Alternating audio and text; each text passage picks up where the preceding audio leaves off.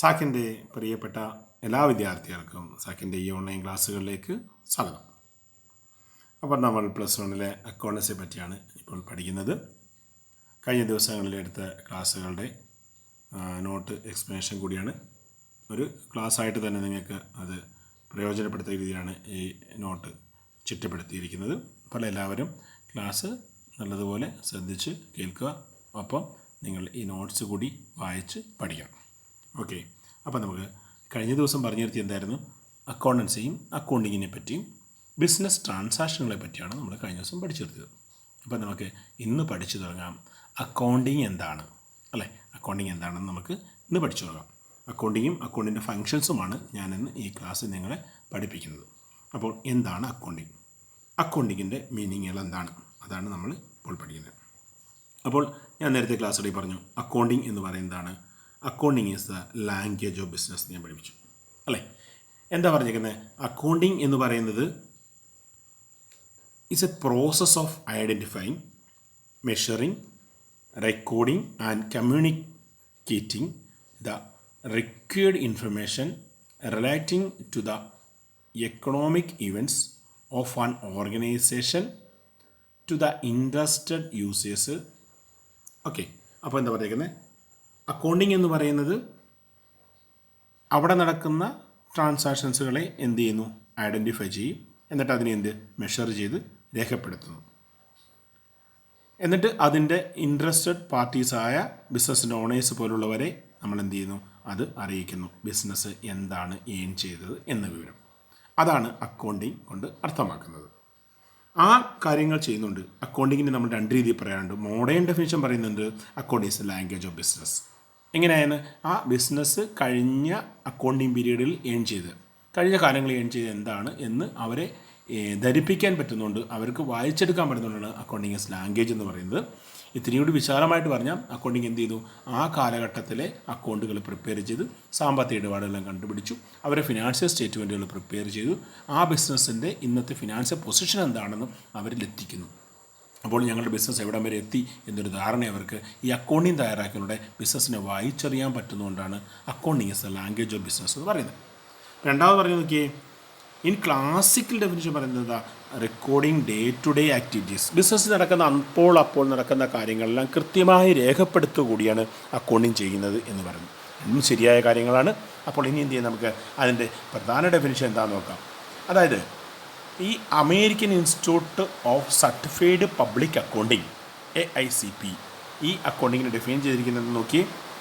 Accounting is the art of recording, classifying and summarising in a significant manner and terms of money. എന്താ പറയുന്നത്? ഇതൊരു ആർട്ടാണ്, ഒരു കലയാണ്. എന്താണ്? റെക്കോർഡിങ്. ഇത് റെക്കോർഡ് ചെയ്യുന്നു, രേഖപ്പെടുത്തുന്നു ബിസിനസ്സിൽ നടക്കുന്ന ട്രാൻസാക്ഷൻസ്. അത് അടുത്ത പരി ഞാൻ പറയും. എന്താ പറയുന്നത്? Money, terms of money. അടുത്ത് വരുന്നത് എന്താ? Transactions and events which are at least financial character and interpreting the result thereof. അതായത് അക്കൗണ്ടിങ് എന്ന് പറയുന്ന ബിസിനസ്സിൽ നടക്കുന്ന, അതാത് സമയങ്ങളിൽ നടക്കുന്ന ട്രാൻസാക്ഷൻസ്, അത് ട്രാൻസാക്ഷൻ ആയിരിക്കാം, അല്ലെ ഇവൻറ്റ്സ് ആയിരിക്കാം, സംഭവങ്ങളായിരിക്കാം. എന്ത് ചെയ്യുക? അപ്പോൾ അത് രേഖപ്പെടുത്തുന്നു. എങ്ങനെ? റെക്കോർഡ് ചെയ്യുന്നു. പിന്നെ പറയുന്നതാ, റെക്കോർഡ് ചെയ്തു, അത് സമ്മറൈസ് ചെയ്തു. എന്നിട്ട് അതെന്ത് ചെയ്ത് നമ്മളത് ബിസിനസ് കഴിഞ്ഞ്, ഞാൻ ആദ്യം മീനിങ് പറഞ്ഞതുപോലെ തന്നെയാണ്. എന്താ? ആ നടന്ന ബിസിനസ് ട്രാൻസാക്ഷൻസ് ഏത് രീതിയിലുള്ളതാണ്? ഫിനാൻഷ്യൽ ക്യാരക്ടറിലുള്ളതായിരിക്കണം, സാമ്പത്തികപരമായി നടന്ന ഇടപാടുകളായിരിക്കണം എന്ന് പറയുന്നുണ്ട്, അല്ലേ? Recording, classifying and summarising in significant manner. അവിടെ വരുന്ന അത് റെക്കോർഡ് ചെയ്യുന്ന രീതിയെ പറ്റി പറഞ്ഞു. And terms of money, transactions and which are at least financial character and interpreting the result thereof. അത് ആ കാലയളവിൽ അവിടെ നടന്ന ബിസിനസ് ട്രാൻസാക്ഷൻസ് കറക്റ്റായി റെക്കോർഡ് ചെയ്യുകയും രേഖപ്പെടുത്തുകയും അവസാനം അത് സമ്മറൈസ് ചെയ്യുക. സമ്മറൈസ് ചെയ്യുന്ന ആ വർഷം ബിസിനസ് ഏൺ ചെയ്ത പ്രോഫിറ്റ് ആണോ ലോസ് ആണോ, അതിൻ്റെ ബിസിനസ്സിൻ്റെ ഫിനാൻഷ്യൽ പൊസിഷൻ എന്താണെന്നും കൃത്യമായിട്ടും അറിയുകയും. പക്ഷേ നടന്ന എന്ത് രീതിയിലാണ് അവിടെ നടന്ന ട്രാൻസാക്ഷൻസ്, ഇവൻറ്റ്സും ഫിനാൻഷ്യൽ ക്യാരക്ടർ എന്ന് വെച്ചാൽ സാമ്പത്തികപരമായിട്ടുള്ളത്, അല്ലെങ്കിൽ ടേംസ് ഓഫ് മണി, സമ്പത്ത് കൊണ്ട്, അത് പറഞ്ഞത് ക്രെഡിറ്റ് ട്രാൻസാക്ഷനോ ക്യാഷ് ട്രാൻസാക്ഷനോ പർച്ചേസിങ് ആണോ അതോ അസറ്റുകൾ വാങ്ങിച്ചാണോ എന്നുള്ള കാര്യങ്ങളെപ്പറ്റി, അത് കൃത്യമായി രേഖപ്പെടുത്തിയിട്ട് അതിൻ്റെ ഇൻട്രസ്റ്റ് പാർട്ടീസായ ഇൻ്റർപ്രറ്റിംഗ് ദ റിസൾട്ട് തരും. അവർക്ക് ആ റിസൾട്ടിനെ പറ്റി അക്കൗണ്ടിങ്ങിന് അതിനെപ്പറ്റി അവർക്കൊരു ഇൻ്റർപ്രറ്റ് ചെയ്യാനുള്ള അവസരമാണ് എന്ത് ചെയ്യുന്നത്, അക്കൗണ്ടിങ് ഒരുക്കുന്നത്. അത് തന്നെയാണ് ഈ ഡെഫിനിഷൻ പറഞ്ഞിരിക്കുന്നത്. ഓർത്തോണം, ഡെഫിനിഷൻസ് എഴുതുമ്പോൾ എപ്പോഴും ആര് എവിടെ എങ്ങനെ പറഞ്ഞു എന്നുള്ള കാര്യം ഓർത്തോണം. അത് American institute of certified public accounting. അപ്പോൾ ഡെഫിനിഷൻ എഴുതുമ്പോൾ എങ്ങനെ എഴുതാം, according to American institute of certified public accounting. അതിൻ്റെ ഷോർട്ട് ഫോം എന്താ, AICPA ഡിഫൈൻ ചെയ്തിരിക്കുന്നു എന്ന് പറഞ്ഞിട്ട് വേണം നമ്മൾ ഈ വാചകം എഴുതേണ്ടത്. വളരെ സിമ്പിളാണ്. അതിൻ്റെ ഫങ്ഷൻസ് പഠിക്കുമ്പോൾ ഇത്തിരി കൂടി ഈസി ആയിട്ട് നിങ്ങൾക്ക് എന്ത് മനസ്സിലാക്കാൻ പറ്റും, അക്കൗണ്ടിങ്ങിനെ പറ്റി മനസ്സിലാക്കാൻ പറ്റും. അപ്പോൾ നമുക്ക് എന്ത് ചെയ്യാം, അടുത്തായിട്ട് അക്കൗണ്ടിങ്ങിൻ്റെ ഫങ്ഷൻസ് എന്താണെന്ന് നോക്കാം. അതായത് ഫങ്ഷൻ എന്ന് പറയുമ്പോൾ അതിൻ്റെ ഡ്യൂട്ടീസ് എന്താണെന്ന് കൂടി നമുക്ക് നോക്കാം. അപ്പോൾ എന്താണ് അക്കൗണ്ടിങ്ങിന് ഫങ്ഷൻസ്? 6 ഫങ്ഷൻസാണ് അക്കൗണ്ടിങ്ങിനായിട്ട് ഞാൻ പറഞ്ഞിട്ടുള്ളത്. എന്തൊക്കെയാണെന്ന് നോക്കി. അത് ഫസ്റ്റ് വൺ പറയുന്നത് ഐഡൻറ്റിഫൈ. എന്താണ് ഐഡൻറ്റിഫൈ ചെയ്യുന്നത് അവിടെ? അത് നമ്മൾ ആ ടേംസ് തന്നെ പറയാം, ഐഡൻറ്റിഫൈ. അടുത്ത പറയുന്നത് നോക്കിയേ, അടുത്ത പറയുന്നത് റെക്കോർഡിങ്. പിന്നെ പറയുന്നതാണ് നോക്കിയേ, ക്ലാസിഫൈ. മൂന്നാമത് പറയുന്നതാണ് ക്ലാസിഫൈ. നാലാമത് പറയുന്നത് സമ്മറൈസിങ്. അടുത്ത പറയാൻ പോകുന്നത് analysing and interpreting. Analysing and interpreting. Last one is communicating. അപ്പോൾ ഇവിടെ പറഞ്ഞു, എന്ത് പറഞ്ഞു? Identifying, recording, classifying, summarising, analysing and interpretations and communicating. അപ്പോൾ അതൊക്കെ നമുക്ക് ഇങ്ങനെ പഠിച്ചു വെക്കാം. ഇത് ഓർഡറിൽ തന്നെ പഠിക്കണം കേട്ടോ. I for identifying, R for recording, C for classifying. അപ്പോൾ നമുക്ക് ആദ്യത്തെ 3 അക്ഷരം എടുക്കുക, IRC. ഇനി പറയുന്നത് summarising, S for summarising, A for analysing and interpretation and C for communicating. അപ്പോൾ ആദ്യത്തെ അക്ഷരം എടുത്തത് എന്താ, SAC. SAC എന്ന് വെച്ചാൽ എന്താ, സാക്ക് അല്ലേ. അപ്പോൾ IRC സാക്ക് എന്ന് നമുക്ക് എന്ത് ചെയ്യാം, ഓർത്ത് വെക്കാം. അപ്പം നമുക്കിനി എന്ത് ചെയ്യാം, ഓരോന്നിനെയും പറ്റി നമുക്ക് പഠിക്കാം. ഈ ഓർഡറിൽ തന്നെ ഓർത്ത് വെക്കണം. ഓക്കെ. അടുത്തായിട്ട് പറയുന്നതോ ഫങ്ഷൻസിൻ്റെ ആദ്യ ഫങ്ഷൻസായ എന്താണ് ആദ്യ ഫങ്ഷൻ പറയുന്നത്, ഐഡൻറ്റിഫൈ. എന്ത് ഐഡൻറ്റിഫൈ ചെയ്യുന്നു എന്നതാണ് നമുക്ക് അടുത്തായിട്ട് അറിയേണ്ടത്. എന്താണ് ഐഡൻറ്റിഫൈ ചെയ്യുന്നത്? ബിസിനസ്സിൽ നടക്കുന്ന ട്രാൻസാക്ഷൻസ് ഐഡൻറ്റിഫൈ ചെയ്യുക എന്നുള്ളതാണ് ആദ്യത്തെ step. The first step in accounting to determine what to record, that is to identify the financial event which are to be recorded in the books of account. അവിടെ പറഞ്ഞെന്താണ്, ബിസിനസ്സിൽ നടക്കുന്ന ട്രാൻസാക്ഷൻസ്. ഞാൻ അടുത്ത വരിയും കൂടെ പറയാം, അടുത്ത വരിയും കൂടെ പറയുന്നതോടെ ചേർത്ത് നമുക്ക് വേണമെങ്കിൽ അത് വായിക്കാം. Okay. Identify the business transactions. It means in accounting we recorded only those transaction which can be measured in terms of money or which are of financial nature. എന്താ പറഞ്ഞിരിക്കുന്നത്? നമ്മൾ ബിസിനസ് ട്രാൻസാക്ഷൻ അക്കൗണ്ടിങ് പറഞ്ഞെന്താ, accounting പറയുന്നത് business transactions record ചെയ്യുന്ന കാര്യങ്ങളാണ്. അപ്പോൾ business transactions record ചെയ്യണമല്ലോ, എങ്കിലല്ലേ accounting എഴുതാൻ പറ്റത്തുള്ളൂ. അപ്പോൾ എന്ത് ചെയ്യണം, അക്കൗണ്ടിങ് ഇപ്പോൾ ബിസിനസ്സിലേക്ക് നോക്കുന്നു. അപ്പോൾ അവിടെ നടക്കുന്ന കാര്യങ്ങൾ എന്തൊക്കെയാണെന്ന് ആര് ഐഡൻറ്റിഫൈ ചെയ്യണം? ഈ ബിസിനസ് ഐഡൻറ്റിഫൈ ചെയ്യണം. ബിസിനസ് ഐഡൻറ്റിഫൈ ചെയ്യാന്ന് വെച്ചാൽ എന്താ, അക്കൗണ്ടിങ് ഐഡൻറ്റിഫൈ ചെയ്യണം. അപ്പോൾ ബിസിനസ്സിൽ എന്തുണ്ട്, അപ്പോൾ കസ്റ്റമേഴ്സ് വന്ന് നമ്മുടെ കയ്യിൽ നിന്ന് സാധനങ്ങൾ പർച്ചേസ് ചെയ്യാം. അപ്പോൾ അവരൊരു പക്ഷേ നമുക്ക് എന്ത് തരാം, ക്യാഷ് തരാം, ക്യാഷ് തരാതെ ഇരിക്കാം. അപ്പോൾ ക്യാഷ് തരാതെ പോലും നമ്മുടെ കയ്യിൽ നിന്ന് സാധനങ്ങൾ പോകുന്നുണ്ട് അല്ലേ. അപ്പോൾ നമ്മുടെ കയ്യിൽ നിന്ന് ബിസിനസ്സിലുള്ള സാധനങ്ങൾ, നമ്മൾ വിൽക്കാൻ വെച്ചിരിക്കുന്ന സാധനങ്ങൾ കൊടുക്കുന്നുണ്ട്, പക്ഷേ ക്യാഷ് വാങ്ങിക്കുന്നില്ല എന്ന് വെച്ച അർത്ഥം എന്താ, അയാൾ പിന്നെ തരും, കടത്തിന് വാങ്ങിക്കുക. അപ്പോൾ പിന്നീട് നമ്മൾ പൈസ തരുമ്പോൾ നമ്മൾ തീർച്ചയായിട്ടും എന്ത് ചെയ്യണം, അത് രേഖപ്പെടുത്തണം. അവിടെ പൈസ കിട്ടിയോ ഇല്ല. അപ്പോൾ എന്താ പറഞ്ഞേക്കുന്നത്, accounting we are record only those transaction which can be measured in the terms of money അല്ലേ.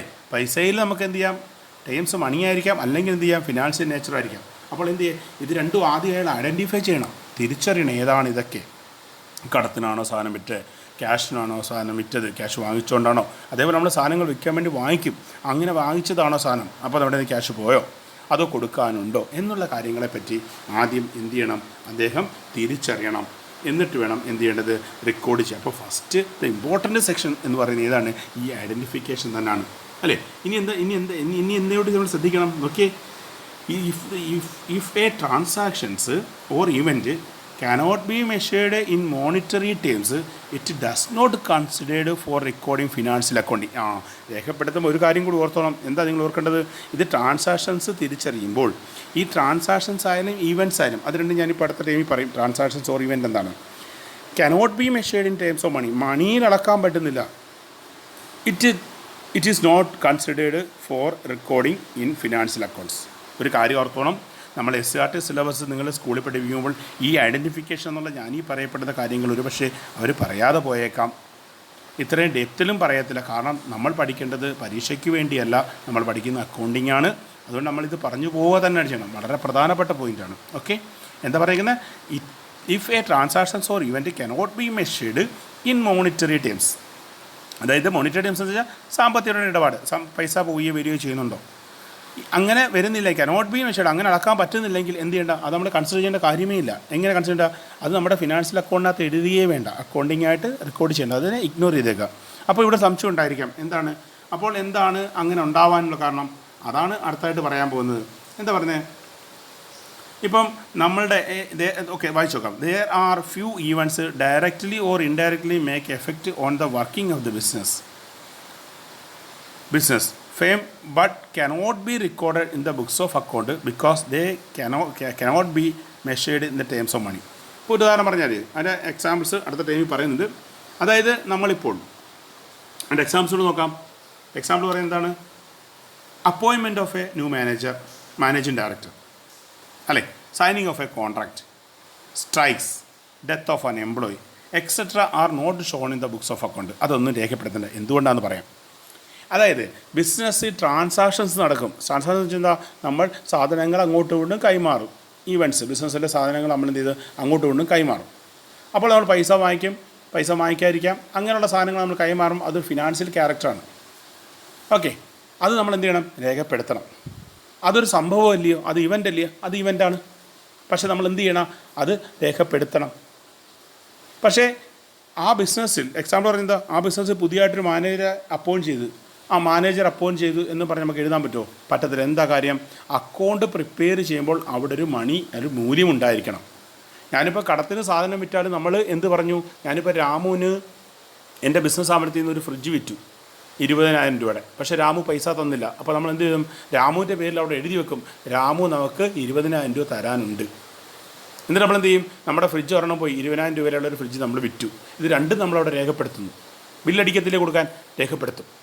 അപ്പോൾ എന്തുകൊണ്ട് രേഖപ്പെടുത്തിയത്? അവിടെ പൈസയുണ്ട്, മണിയുണ്ട്, അല്ലേ? മെഷറിങ് ഏതിൻ്റെ പേരിൽ? മണിയുടെ പേരിൽ നമുക്കത് മെഷർ ചെയ്യാൻ പറ്റും. Can be measured in the terms of money നമ്മൾ ആദ്യം പറഞ്ഞു, അല്ലേ? അങ്ങനെ മെഷർ ചെയ്യാൻ പറ്റുന്ന എന്ത് ചെയ്ത് നമ്മൾ രേഖപ്പെടുത്തി. പക്ഷേ ഒരു മാനേജറെ അപ്പോയിൻറ്റ് ചെയ്ത് നമുക്ക് പറയാൻ പറ്റുമോ മാനേജർ വില എത്ര രൂപയാണെന്ന്? നമുക്ക് ശമ്പളം കൊടുക്കും, അത് വേറെ കാര്യം, പറ്റാൻ പറ്റില്ല. പിന്നെ എന്താ? ഒരു കോൺട്രാക്ട് സൈൻ ചെയ്തു, അയാളോടൊരു എഗ്രിമെൻറ്റ് വെച്ചു. അതിനകത്ത് നമുക്ക് ഏതെങ്കിലും നമ്മുടെ ഇത് പോവുകയോ വരികയോ പൈസ സംബന്ധം എന്തെങ്കിലും കാര്യം നടന്നോ? ഇല്ല. അവിടെ ഒരു സമരം നടന്നു, അത് നമുക്ക് എഴുതണ്ടോ? സമരം നടന്നു, അക്കൗണ്ടിൽ രേഖപ്പെടുത്താൻ പറ്റുമോ? പറ്റത്തില്ല. ഡെത്ത് ഓഫ് ആൻ എംപ്ലോയി, അവിടുത്തെ ഒരു ജീവനക്കാരൻ, ഒരു തൊഴിലാളി നമ്മുടെ മരിച്ചു, അല്ലേ? അത് അക്കൗണ്ടിങ്ങിനകത്ത് വരുന്നതാണോ? അല്ല. അപ്പം എന്താണ്? പക്ഷേ അയാൾക്ക് ഒരു റീത്ത് വെച്ചു നമ്മൾ, അപ്പോൾ അടുത്ത പൈസ ചിലവാക്കി, അപ്പോൾ ആ പൈസ പോയി. അതുകൊണ്ട് നമ്മൾ ആ പൈസ പോയതായിട്ട് കാണിക്കും. എന്താ? റീത്ത് വെച്ചു, അല്ലേ? അത് പക്ഷേ ഈ ഇൻസിഡൻറ്റുകളൊന്നും നമ്മൾ എന്ത് ചെയ്തില്ല, ഇതിനെ ഒന്നും വെക്കത്തില്ല. ഇത് എന്നാൽ ബിസിനസ്സിൻ്റെ ഈവൻറ്റ്സ് ആയിട്ട് നമ്മൾ കൺസിഡർ ചെയ്യാൻ പറ്റുമോ? ഇതെല്ലാം ബിസിനസ്സിൻ്റെ ഈവൻറ്റ്സ് ആണ്. അപ്പോൾ എന്താ? നമുക്ക് മണിയിൽ അളക്കാൻ പറ്റുന്നത് എന്ത് പറഞ്ഞിരിക്കുന്നത്? രണ്ടാമത്തേനകത്ത് പറയുന്നുണ്ട്, ഇതാ can be measured in the terms of മണിയിൽ അളക്കാൻ പറ്റുന്ന or which are of financial nature. അതൊരു സാമ്പത്തിക പരമായി നമുക്ക് അളക്കാൻ പറ്റുന്നതാണെങ്കിൽ മാത്രം എന്ത് ചെയ്താൽ മതി? റെക്കോർഡ് ചെയ്താൽ മതി. അതുകൊണ്ട് എല്ലാ ബിസിനസ് ട്രാൻസാക്ഷൻസ് എല്ലാം നമ്മൾ എന്ത് ചെയ്യാൻ പറ്റും? റെക്കോർഡ് ചെയ്യാൻ പറ്റും. പക്ഷേ എല്ലാ ഇവൻറ്റ്സുകളും നമുക്ക് റെക്കോർഡ് ചെയ്യാൻ പറ്റത്തില്ല. ഇവൻറ്റ്സ് എന്ന് വെച്ചാൽ എന്താണ്? ഇപ്പോൾ ഈ പറഞ്ഞ appointment of A managing director, signing contract, strikes, death of an employee, ഇങ്ങനെയൊക്കെ പറയുന്ന സംഭവങ്ങളെല്ലാം എന്താണ്? അത് ഇവൻ്റാണ്, അല്ലേ? ബിസിനസ്സിൻ്റെ ഒരു ഇവൻ്റാണ്. അപ്പോൾ ബിസിനസ്സിൽ നടന്ന സംഭവങ്ങളാണ് അതൊക്കെ. ബിസിനസ്സിനെ ഭാഗമാകുന്ന കാര്യങ്ങൾ ഇതല്ല. പക്ഷേ അതെന്തല്ല, അത് ട്രാൻസാക്ഷനായിട്ട് നമ്മളൊരിക്കലും കൺസിഡർ ചെയ്ത് അതൊരിക്കലും നമ്മൾ അക്കൗണ്ടിൽ റെക്കോർഡ് ചെയ്യേണ്ടതില്ല. കഴിഞ്ഞതിൻ്റെ അങ്ങേ വർഷം +1 ചോദിച്ച ഒരു ചോദ്യമായിരുന്നു. എന്തായിരുന്നു? അടുത്തത് പറയുന്നത് എന്താ പറഞ്ഞത് നോക്കിയേ? All transactions are events but all events are not a transactions. എല്ലാ ട്രാൻസാക്ഷനും ഒരു ഇവൻ്റാണ്, സംഭവമാണ് ഇല്ലേ? ഒരാൾ കടയിൽ വന്ന് സാധനം വാങ്ങിച്ചു, അതൊരു സംഭവം തന്നെ. But all events are not transaction. എല്ലാ ഇവൻറ്റും എന്നാൽ ട്രാൻസാക്ഷൻ അല്ല. ആർ യു എഗ്രി എന്നായിരുന്നു ചോദ്യം. അപ്പോൾ നിങ്ങൾക്ക് പറയാൻ പറ്റുമല്ലോ എന്താണ് കാര്യമെന്ന്. ഓക്കെ, അതായത് ഇത്രയേ ഉള്ളൂ. എന്താ ഇത് നമുക്ക് എന്ത് ചെയ്യണം? Which can be measured in the terms of money or which are of financial nature. ഇങ്ങനെയുള്ള കാര്യങ്ങളാണ് ട്രാൻസാക്ഷനായിട്ട് കൺസിഡർ ചെയ്യും. അല്ലാതുള്ളതെന്നും എന്ത് കാണിക്കുന്നില്ല, ട്രാൻസാക്ഷനായിട്ട് കൺസിഡർ ചെയ്തില്ല. പകരം അതെല്ലാം നമ്മൾ ഈവൻ്റായിട്ട് പറയും. അപ്പോൾ ഞാൻ പറഞ്ഞു, ഇത് നിങ്ങൾ തീർച്ചയായിട്ടും ഐഡൻറ്റിഫിക്കേഷനുള്ള ടോപ്പിക്ക് നിങ്ങൾ തീർച്ചയായിട്ടും മനസ്സിലാക്കി വെച്ചിരിക്കണം. എന്നിട്ട് ആ സംഭവം എന്താണെന്ന് നിങ്ങളുടെ ഓൺ ലാംഗ്വേജിൽ തന്നെ നിങ്ങളുടെ സ്വന്തം ലാംഗ്വേജിൽ തന്നെ മനസ്സിലാക്കി വെച്ചിട്ട് വേണം നിങ്ങൾ മുന്നോട്ട് കൊണ്ട്. ഇത് പഠിച്ചിരിക്കണം, നിർബന്ധമായിട്ട് നിങ്ങൾ അറിഞ്ഞിരിക്കേണ്ട കാര്യമാണ്. അക്കൗണ്ടിങ് എന്തൊക്കെയാണ് റെക്കോർഡ് ചെയ്യുന്നത് ഒക്കെയാണല്ലോ. മനസ്സിലാക്കാണെന്ന് വിചാരിക്കുന്നു. അങ്ങനെയാണെങ്കിൽ നമുക്ക് എന്ത് ചെയ്യാം? അടുത്ത രണ്ടാമത് പറയുന്നത് എന്താണെന്ന് നോക്കാം. രണ്ടാമത് പറയുന്നത് എന്തായിരുന്നു? രണ്ടാമത്തെ പോയിൻ്റ് എന്താ പറഞ്ഞേക്കുന്നത്? R for recording. അപ്പോൾ ആർ ഫോർ റെക്കോർഡിങ്. എന്താ റെക്കോർഡിംഗ് എന്ന് വെച്ചാൽ, റെക്കോർഡിംഗ് എന്ന് പറഞ്ഞാൽ the main purpose of accounting is to identify business transactions of financial nature and enter them into the appropriate books of account. എന്താ പറയുന്നത്? അത് ആദ്യം നമ്മൾ ഐഡൻറ്റിഫൈ ചെയ്ത് ബിസിനസ് ട്രാൻസാക്ഷൻ ഐഡൻറ്റിഫൈ ചെയ്തു. അതിനുശേഷം എന്ത് ചെയ്യണം? അതിൻ്റെ ഫിനാൻഷ്യൽ നേച്ചർ നമ്മൾ അറിഞ്ഞു. എന്നിട്ട് എന്ത് ചെയ്യണം? ഇനി അത് നമ്മൾ രേഖപ്പെടുത്തണം. അത് ക്യാഷാണോ കിട്ടിയത്, അതോ കടമാണോ പറഞ്ഞത്, നമ്മൾ സാധനം വിറ്റതല്ലോ അതോ വാങ്ങിയതാണോ, നമ്മൾ വിൽക്കാൻ വേണ്ടി വാങ്ങിച്ചതാണോ, അതോ നമ്മളോട് ഫർണിച്ചറാണോ വാങ്ങിച്ചത്, അയാൾക്ക് കാശ് കൊടുത്ത് എന്തിൻ്റെ ശമ്പളമാണോ കൊടുത്തത്, അതോ ബിൽഡിങ്ങിൻ്റെ റെൻ്റാണോ കൊടുത്ത്, സ്റ്റേഷനറി ആണോ വാങ്ങിച്ചത്. ഇങ്ങനെ ഓരോ കാര്യങ്ങളും നമ്മൾ അറിഞ്ഞ് അപ്പോൾ നമ്മൾ എന്ത് ചെയ്യും? രേഖപ്പെടുത്തണം. അപ്പോൾ ഒരു ദിവസം ഒത്തിരി കാര്യങ്ങൾ നടക്കില്ലേ? നമ്മുടെയൊക്കെ ഒരു ദിവസം ഒരു കസ്റ്റമർ ആയിരിക്കും വരുന്നത്, അല്ല ഒത്തിരി കസ്റ്റമർ വരും. അപ്പോൾ ഓരോ കസ്റ്റമറും സാധനം വാങ്ങിക്കുമ്പോൾ നമ്മൾ അതായത് കൃത്യമായ സമയങ്ങളിൽ രേഖപ്പെടുത്തിക്കൊണ്ടിരിക്കണം. ഓക്കെ, അതാണ് റെക്കോർഡിംഗ് എന്ന് പറയുന്നത്. എവിടെ ആയിരിക്കണം? Enter into the appropriate books of account. അതിന് നിർദ്ദേശിക്കപ്പെട്ടിട്ടുള്ള ബുക്കുകളിൽ തന്നെ അത് നമ്മൾ രേഖപ്പെടുത്തുന്നു. ആ നിർദ്ദേശിക്കപ്പെട്ട ബുക്ക് ഏതാണെന്ന് വെച്ചാൽ എന്താ? Business transactions are recorded in the book is known as journal. ആ ബുക്കിന് വിളിക്കുന്ന പേരാണ് എന്ത് വിളിക്കും? ജേണൽ.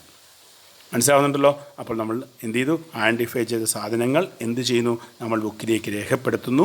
ആ ബുക്കിന് വിളിക്കുന്ന പേരാണ് ജേണലെന്നും, ആ ബുക്കിലേക്ക് നമ്മളത് എഴുതുമ്പോൾ ഓരോ ട്രാൻസാക്ഷൻസും നമ്മൾ രേഖപ്പെടുത്തുമ്പോൾ ആ രേഖപ്പെടുത്തുന്ന പ്രോസസ്സിന് വിളിക്കുന്ന പേരാണ് ജേണലൈസിങ്. അപ്പം പറയുന്ന ജേണലൈസ് ചെയ്തോ എന്ന് വെച്ചാൽ അർത്ഥം എന്താ? അതാ ജേണൽ ബുക്കിൽ എഴുതിയോ എന്നാണ്. അപ്പോൾ രണ്ടാമത് പഠിച്ചെന്താ?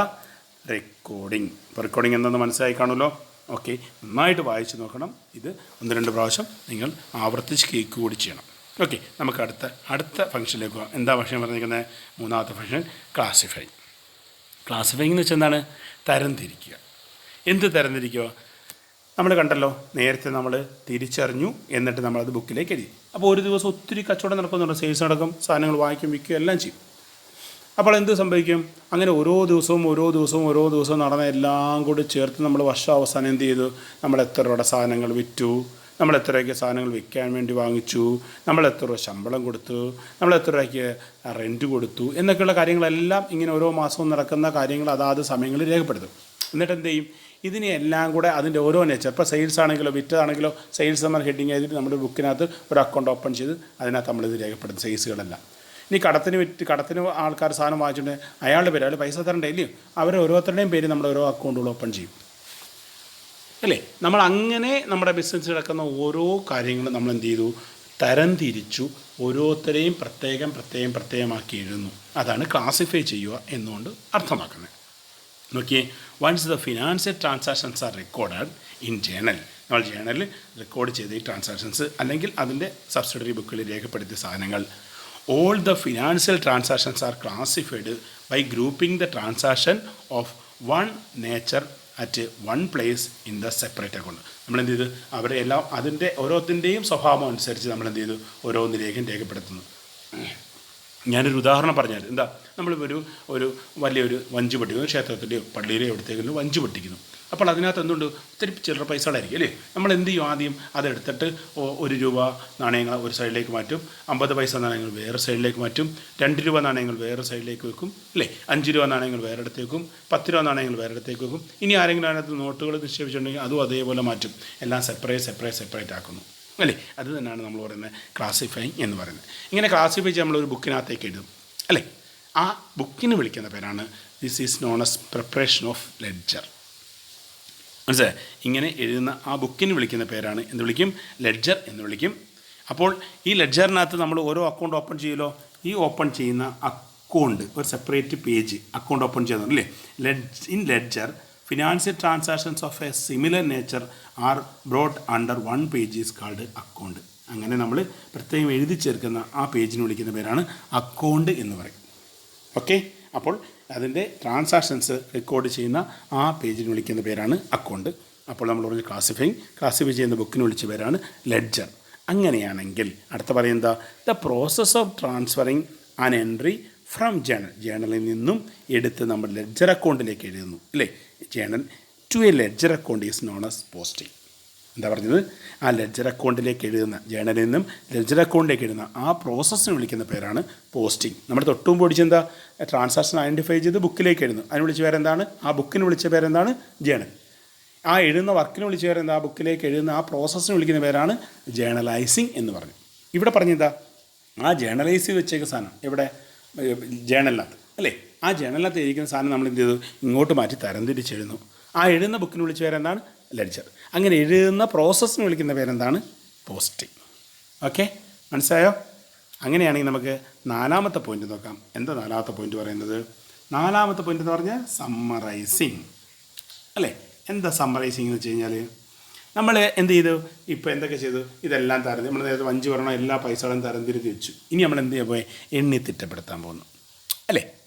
എന്നിട്ട് അതിൻ്റെ നേച്ചർ അനുസരിച്ച് നമ്മൾ അതിനെ പ്രത്യേകം പറ്റും. അപ്പോൾ 50 പൈസ എല്ലാവരും എണ്ണി ഇത്ര രൂപ, അത് നമ്മളൊരു പാത്രത്തിലേക്കോ അല്ലെങ്കിൽ ഒരു ബക്കറ്റിലേക്കോ ഒരു സഞ്ചിയിലേക്കോ മാറ്റും അല്ലേ. അങ്ങനെ പൈസകളെല്ലാം നാണയങ്ങളെല്ലാം അവിടെ സെക്ഷൻ, നോട്ടുകളെല്ലാം വേറെ സെക്ഷൻ, അങ്ങനെ എന്ത് ചെയ്യും, നമ്മൾ പ്രത്യേകം മാറ്റും. ഇതിന് വിളിക്കുന്ന പേരാണ് സമ്മറൈസിങ്. എന്നിട്ട് നമ്മൾ എണ്ണി തിട്ടപ്പെടുത്തുന്നു. Okay it is concerned with presentation of data and it begins with balance of ledger. എന്താ, നമ്മുടെ ലെഡ്ജർ അക്കൗണ്ട് എഴുതിയെല്ലാം അവിടെ കൂട്ടി എന്ത് ചെയ്തു, ബാലൻസ് ചെയ്തു. എന്നിട്ട് എന്ത് ചെയ്യും, preparation of trial balance. Trial balance വെച്ചാൽ നമ്മൾ ട്രയൽ ബാലൻസ് പഠിക്കാണ്ട് എങ്കിലും നമ്മളെന്താ ഓരോന്നിൻ്റെയും രീതി, ചിലവുകളാണെങ്കിൽ ചിലവുകൾ പ്രത്യേകം, വരവുകളാണെങ്കിൽ വരവുകൾ പ്രത്യേകം എന്നുള്ള രീതി നമ്മൾ രണ്ടിനെയും പ്രത്യേകം രീതിയിൽ 2 കാറ്റഗറിയാക്കി മാറ്റും. അതിന് ട്രയൽ ബാലൻസ് ഉദ്ദേശിക്കുന്നത് അത് ഞാൻ ഡീറ്റെയിൽ ആയിട്ട് പറയാം. അതിൻ്റെ ഓരോ ബാലൻസ്, ഈ ട്രയൽ ബാലൻസ് നോക്കിയിട്ട് നമ്മൾ എന്ത് ചെയ്യും, ഇതിനകത്ത് നോക്കിയിട്ട് നമ്മൾ ഒരു ഫിനാൻഷ്യൽ സ്റ്റേറ്റ്മെൻറ്റ് പ്രിപ്പയർ ചെയ്യും. ഫിനാൻഷ്യൽ സ്റ്റേറ്റ്മെൻറ്റ് എന്ന് വെച്ച് കഴിഞ്ഞാൽ എന്താണ്, അതിന് വിളിക്കുന്ന പേരാണ് profit and loss account, trading and profit and loss അക്കൗണ്ടും. എന്നിട്ട് നമ്മളതിൻ്റെ ബാലൻസ് ഷീറ്റും പ്രിപ്പയർ ചെയ്യും. ഇപ്പോൾ ഈ ടേംസ് നമ്മൾ പറയുന്നു, ഏതൊക്കെ അക്കൗണ്ടാണ് പ്രിപ്പയർ ചെയ്യുന്നത്, അക്കൗണ്ടിൻ്റെ പേര് മാത്രം നിങ്ങൾ ഓർത്തിരിക്കുക. എന്താ പറയുന്നത്, trading account, profit and loss account and balance sheet എന്ന് പറയുന്ന സാധനങ്ങൾ നമ്മൾ പ്രിപ്പയർ ചെയ്യും. നമ്മൾ ഇതൊക്കെയാണ് ഇനി അങ്ങോട്ട് പഠിക്കാൻ വന്നത്. ഇതെല്ലാം ഈ ഓരോ പ്രോസസ്സ് എങ്ങനെയാണ് ചെയ്യുന്നത്, ഓരോ കണക്കുകളും ചെയ്യുന്ന രീതി എങ്ങനെയാണ് എന്നാണ് നമ്മൾ അതിൻ്റെ പ്രാക്ടിക്കൽസായിട്ട് പഠിക്കുന്നത്. അപ്പോൾ നാലാമത് പറഞ്ഞെന്താ, എസ് ഫോർ സമ്മറൈസിങ്. ഓക്കെ, അടുത്തത് അഞ്ചാമത്തെ പോയിന്റ് പറയുന്നത് എന്താണ്, A for analysing and interpretation. എന്താ അനലൈസിങ്? ഇപ്പോൾ നമ്മൾ എവിടെ വരെ എത്തി, നമ്മൾ ബിസിനസ് അക്കൗണ്ട് എന്ത് ചെയ്തു, ബിസിനസ് അത് നോക്കി, നമ്മളെന്ത് കാര്യങ്ങൾ ഐഡൻറ്റിഫൈ ചെയ്തു, എന്നിട്ട് നമ്മൾ എന്ത് ചെയ്തു, അത് റെക്കോർഡ് ചെയ്തല്ലോ. റെക്കോർഡ് ചെയ്തിട്ട് നമ്മൾ എന്ത് ചെയ്തു, അതിൻ്റെ നേച്ചർ അനുസരിച്ച് തരംതിരിച്ചു. എന്നിട്ട് നമ്മൾ പിന്നെ ചെയ്യുന്നത് എന്താ, എസ് ഫോർ സമ്മറൈസിങ്. അതെല്ലാം കൂട്ടിക്കുറച്ചു നമ്മുടെ ബിസിനസ്സിൻ്റെ profit and loss account prepare ചെയ്തു. അപ്പോൾ നമുക്ക് ഐഡൻറ്റിഫൈ ചെയ്യാൻ പറ്റിയ എന്താണ്, നമ്മുടെ ബിസിനസ് ഈ പറയപ്പെടുന്ന അക്കൗണ്ടിങ് പീരീഡിൽ എത്ര രൂപ ലാഭമുണ്ടാക്കി, എത്ര രൂപ നഷ്ടമുണ്ടാക്കി, എത്ര രൂപയുടെ കച്ചവടം നടന്നു എന്നുള്ള കാര്യങ്ങളെപ്പറ്റി വിശാലമായിട്ട് നമ്മൾ വളരെ ഡീറ്റെയിൽ ആയിട്ട് നമുക്ക് എവിടെ നിന്ന് അറിയാൻ പറ്റി, ഈ ഫിനാൻഷ്യൽ സ്റ്റേറ്റ്മെൻറ്റിൽ നമുക്ക് അറിയാൻ പറ്റി. എന്ന് വെച്ചാൽ എന്താ ഫിനാൻഷ്യൽ സ്റ്റേറ്റ്മെൻറ്റ് അറിയാൻ പറ്റിയെന്ന് വെച്ച് കഴിഞ്ഞാൽ, ഈ ഫിനാൻഷ്യൽ സ്റ്റേറ്റ്മെൻറ്റ് എന്ന് പറയുന്നതായിരുന്നു നമ്മൾ പറഞ്ഞ കഴിഞ്ഞ ടൈമുകളിൽ നമ്മൾ നടത്തിയ ട്രാൻസാക്ഷൻസുകളെ എല്ലാം കൂടെ നമ്മൾ എന്ത് ചെയ്തു, സമ്മറൈസ് ചെയ്തപ്പോൾ നമുക്ക് എന്ത് കിട്ടി, നമുക്ക് ലാഭമാണോ നഷ്ടമാണോ നമ്മൾ ഏൺ ചെയ്തത് എന്ന് നമുക്ക് അറിയാൻ പറ്റി. അപ്പോൾ അതിൽ നിന്നും നമ്മൾ എന്ത് മനസ്സിലാക്കിയായിരുന്നു, ഈ ബിസിനസ് ഏൺ ചെയ്തത് ലാഭമാണോ നഷ്ടമാണോ എന്നുള്ള കാര്യങ്ങളെ പറ്റി കൃത്യമായി നമുക്കറിയാൻ പറ്റി. ഇനി ഇത് എന്ത് ചെയ്യും, ഇത് ഈ ബിസിനസ്സിൻ്റെ ഓണറെ നമ്മൾ ധരിപ്പിക്കുന്നു അല്ലേ. അപ്പോൾ അടുത്തെന്താണ്, ഈ അക്കൗണ്ടൻ്റ് ഈ കണക്ക് ചെയ്ത വ്യക്തി എന്ത് ചെയ്ത് അതിൻ്റെ ടോപ്പ് അതോറിറ്റീസ്, ടോപ്പ് അതോറിറ്റീസ് എന്ന് വെച്ചാൽ എന്താണ്, അവിടുത്തെ മാനേജിങ് ബോഡിയെ, അതിൻ്റെ ഓണേഴ്സിനെ ഒക്കെ എന്ത് ചെയ്യും, ഇത് അറിയിക്കുന്നു. അപ്പോൾ അവരെന്ത് ചെയ്തു, അവർ ചെയ്യുന്നതാണ് എന്ത് പറയുന്നത്, അക്കൗണ്ടിങ്ങിൻ്റെ സഹായത്തോടുകൂടി അവരെന്ത് ചെയ്യുക, അതിനെപ്പറ്റി അനലൈസ് ചെയ്യാനും ഇൻ്റർപ്രിട്ടേഷൻ ചേർത്താനും പറ്റും അല്ലേ. അനലൈസ് ചെയ്യാന്ന് വെച്ച് കഴിഞ്ഞാൽ അതൊരു വിശാലമായ പഠന മേഖലയാണ് അനലൈസിങ് ആൻഡ് ഇൻ്റർപ്രിട്ടേഷൻസ്. അത് നമുക്ക് ജസ്റ്റ് പറഞ്ഞു പോകാം.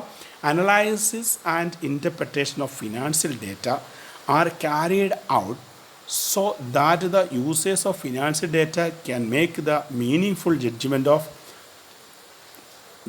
of the profitability and financial position of the business. This help in planning for the future in better way. ഇതുകൊണ്ട് അവർക്ക് എന്ത് ചെയ്യാൻ പറ്റും, അതിനെപ്പറ്റി അനലൈസ് ചെയ്യാൻ പറ്റും. എന്നിട്ട് അവർക്ക് എന്ത് ചെയ്യാൻ പറ്റും, അതിനെപ്പറ്റി ഇൻ്റർപ്രിട്ടേഷൻ നടത്താൻ പറ്റും.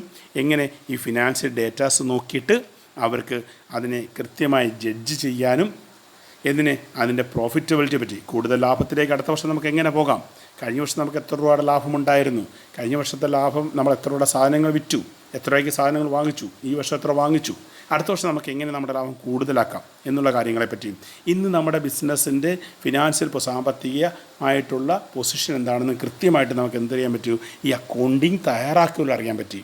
അതുകൊണ്ട് അവർക്ക് എന്ത് ചെയ്യാൻ പറ്റി, അത് സഹായിച്ചു.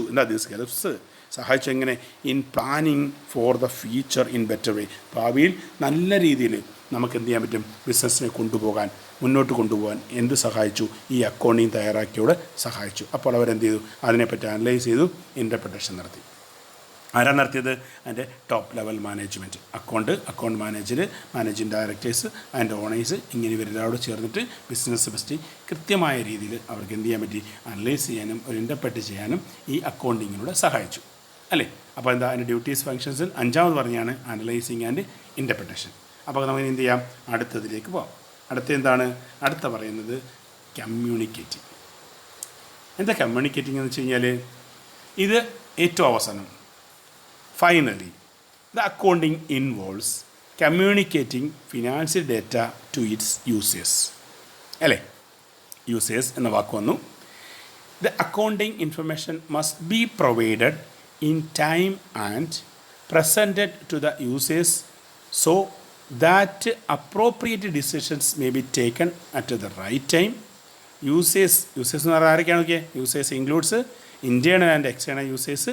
അതാരൊക്കെയാണെന്ന് പറയുന്നുണ്ട്, അതിൻ്റെ owners, managers, employees, investors, bank, debtors, creditors, trade unions and government authorities, പിന്നെ പബ്ലിക്.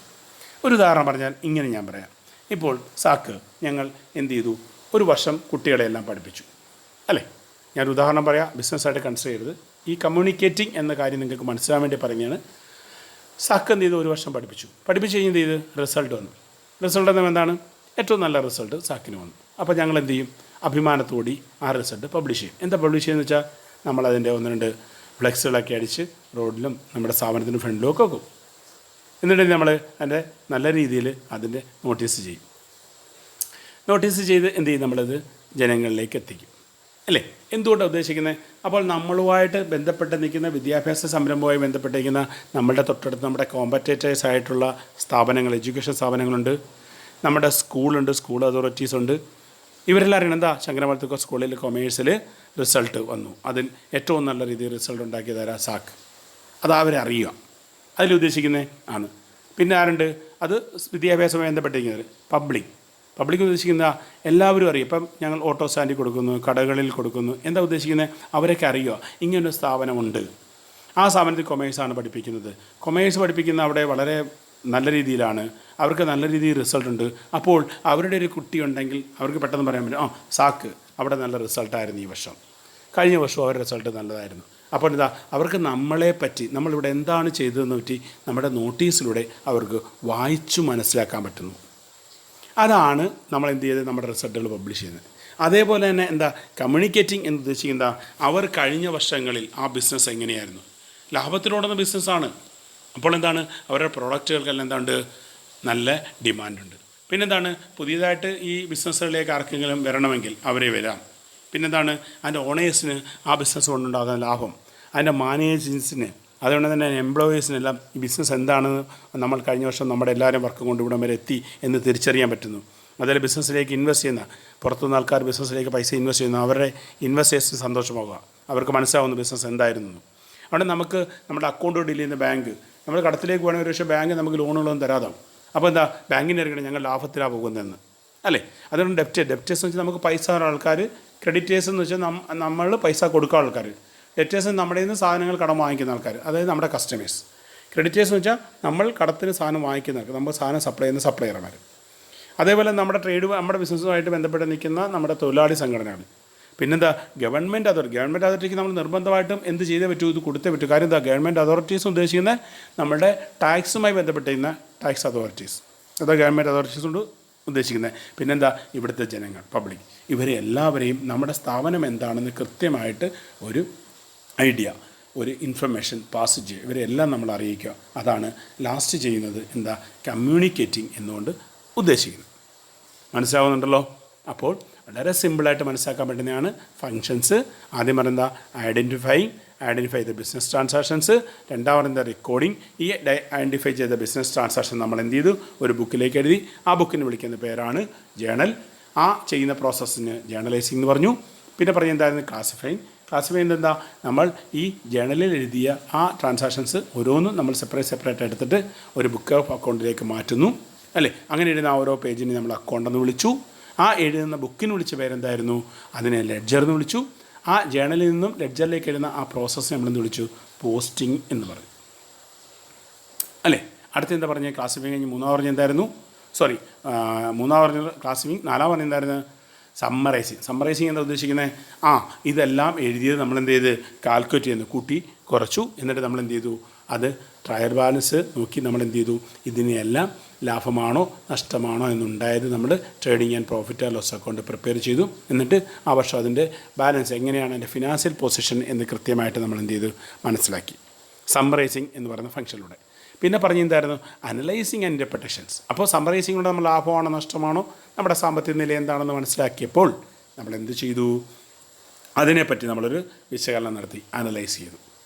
അപ്പോൾ നമ്മുടെ ഫ്യൂച്ചർ പ്ലാൻ എന്ത് ചെയ്തു, നമുക്ക് അടുത്ത വർഷങ്ങളിൽ കൂടുതൽ പ്രോഫിറ്റബിൾ ആക്കാൻ എന്തെല്ലാം മാർഗ്ഗങ്ങൾ ചെയ്യണം, എന്തൊക്കെ ബിസിനസ്സിൽ മാറ്റം വരുത്താം എന്നുള്ളതിനെപ്പറ്റിയും അവർക്ക് കൃത്യമായൊരു പ്ലാനിങ് ചെയ്യാൻ എന്ത് സംഭവിച്ചു, ഈ പറയപ്പെടുന്ന ഇത്രയും പ്രോസസ്സിലൂടെ ബിസിനസ്സിന് സാധിച്ചു അല്ലേ. അപ്പോൾ എന്ത് ചെയ്തു, കഴിഞ്ഞ വർഷം ബിസിനസ് എന്താണെന്ന് കൃത്യമായിട്ട് അവർക്ക് മനസ്സിലാക്കാൻ പറ്റി. ഇനി എന്ത് ചെയ്യണം, നമ്മളുടെ ബിസിനസ്സിൻ്റെ അതോറിറ്റീസിനെയും ബിസിനസ്സിൻ്റെ ഇൻട്രസ്റ്റഡ് യൂസേഴ്സ് അല്ലേ, യൂസേഴ്സ് എന്ന് പറയുന്നത് ആരൊക്കെ ഇൻട്രസ്റ്റ് യൂസേഴ്സ് എന്ന് പറയുന്നത്, ഇൻറ്റേർണൽ ആൻഡ് എക്സ്റ്റേണൽ യൂസേഴ്സ് ഉണ്ട്. അത് നമ്മൾ പിന്നീട് തരംതിരിച്ച് കൃത്യമായി പഠിക്കും. ഇപ്പോൾ ആരൊക്കെയാണെന്ന് പറയാം, ഓണേഴ്സ്, മാനേജേഴ്സ്, എംപ്ലോയീസ്, ഇവരെല്ലാം എന്താ ബിസിനസ്സിനകത്തുള്ളവരാണ് അല്ലേ. അപ്പോൾ ഇവരെല്ലാം നമുക്ക് ഇൻറ്റേർണൽ യൂസേഴ്സ് എന്ന് പറയും. പിന്നെ ബിസിനസ്സിനകത്തേക്ക് ഇൻവെസ്റ്റ് ചെയ്യുന്ന, പുറത്തുനിന്ന് ഇൻവെസ്റ്റ് ചെയ്യുന്ന ഇൻവെസ്റ്റേഴ്സ് ഉണ്ട്, നമ്മളെ പുറത്തുനിന്ന് സഹായിക്കുന്ന ബാങ്കുണ്ട്, പിന്നെ നമ്മുടെ ഈ സാധനം വാങ്ങിക്കുന്ന നമ്മുടെ കസ്റ്റമേഴ്സ് ഉണ്ട്, പിന്നെ നമുക്ക് സാധനം തരുന്ന നമ്മുടെ സപ്ലയർമാരുണ്ട്, ഡെപ്റ്റേഴ്സ്, ക്രെഡിറ്റേഴ്സ് എന്ന് പറഞ്ഞു. പിന്നെ നമ്മുടെ തൊഴിലാളികളോട് ബന്ധപ്പെട്ടിരിക്കുന്ന നമ്മുടെ സംഘടനകളുണ്ട്, പിന്നെ നമ്മൾ ടാക്സ് അടയ്ക്കേണ്ടി വരുന്ന ഗവൺമെൻറ് അതോറിറ്റീസ് ഉണ്ട്, പിന്നെ എന്തുണ്ട്, നമ്മുടെ പുറത്ത് നിൽക്കുന്ന പബ്ലിക്കുണ്ട്. ഇത്രയും പേര് നമ്മൾ എന്ത് ചെയ്തു, നമ്മുടെ ബിസിനസ് എന്താണെന്ന് കൃത്യമായിട്ട് ഒരു രൂപരേഖ, ഒരു നേർരേഖ നമുക്ക് വരച്ചു കൊടുക്കാൻ പറ്റി. ഇത്രയും കാര്യങ്ങൾ ചെയ്തുകൊണ്ട് നമ്മുടെ ഫിനാൻഷ്യൽ അക്കൗണ്ടിങ്, അതായത് ഫിനാൻഷ്യൽ സ്റ്റേറ്റ്മെൻറ്റ് പ്രിപ്പയർ ചെയ്തുകൊണ്ട് നമ്മുടെ ബിസിനസ് എന്താണെന്ന് കൃത്യമായിട്ട് അറിയാൻ പറ്റി. അതുകൊണ്ടാണ് പറഞ്ഞ business is the language of accounting is the language of business എന്ന് പറഞ്ഞു. ഓക്കെ, ഇത്രയും കാര്യങ്ങൾ നിങ്ങൾക്ക് മനസ്സിലായി കാണുമെന്ന് വിശ്വസിക്കുന്നു. അപ്പോൾ നിങ്ങൾ തീർച്ചയായിട്ടും ഇത് കൂടുതൽ പ്രാവശ്യം കേൾക്കുക. അതേപോലെ തന്നെ നിങ്ങൾ ചെയ്യേണ്ടത് നോട്ട്സുകൾ കൃത്യമായി പ്രിപ്പയർ ചെയ്യുക. അതേപോലെ നമുക്ക് ഒരു യൂട്യൂബ് ചാനലുണ്ട്, ആ യൂട്യൂബ് ചാനൽ നിങ്ങൾ സബ്സ്ക്രൈബ് ചെയ്യണം. അപ്പോൾ നിങ്ങളെല്ലാവർക്കും നന്നായി മനസ്സിലായെന്ന് വിശ്വസിക്കുന്നു. നമുക്കിനി വീണ്ടും അടുത്ത ക്ലാസ്സിൽ കാണാം. അപ്പോൾ താങ്ക് യു വെരി മച്ച്. നന്നായി വായിച്ച് പഠിക്കുക, നന്നായി കേൾക്കുക ഇത്. Okay, thank you.